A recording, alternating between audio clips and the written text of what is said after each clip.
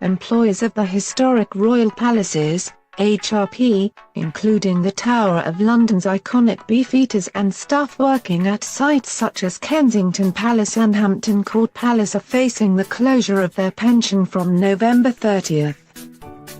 This measure prompted GMB Union to call for a vote on possible strike action to protest what has been called a pay cut for the rest of their lives. Despite GMB saying workers are not happy about going on a strike, but they are ready to in order to protect their rights. GMB Regional Officer, Mick Ainsley, said, GMB members have made it very clear that they want more negotiations and are prepared to talk. Strike action is the last thing they want to do, but HRP have left them with nowhere else to go. HRP chiefs took the decision to close employees' final salary pensions. Despite employees being promised they would not to see changes regarding pensions at the time of privatization, according to Mr. Ainsley. The current system will be replaced by inferior pensions, it was understood.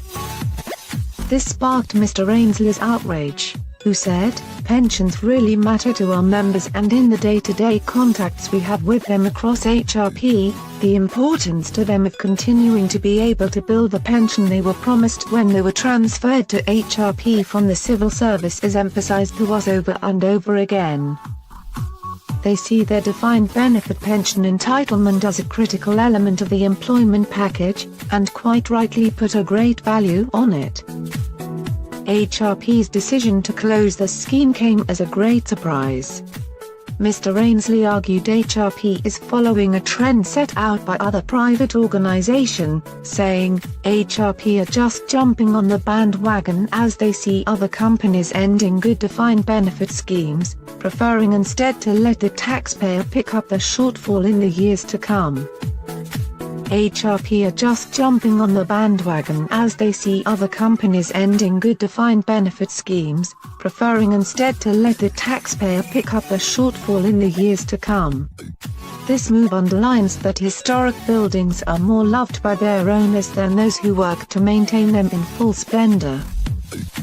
He said, currently, government responsibility rests with the Secretary of State for Culture, Media, Sport, but all the palaces in HRP care are owned by the Queen in right of Crown. Mr. Ainsley added. This means that the Queen holds the palaces in trust for the next monarch and by law cannot sell, lease or otherwise dispose of any interest in the palaces. The notion that buildings are more important than the dignity of workers and that the people caring for and responsible for these palaces are not worthy of being cared for in their retirement is quite frankly disgusting. This is a pay cut for the rest of their lives.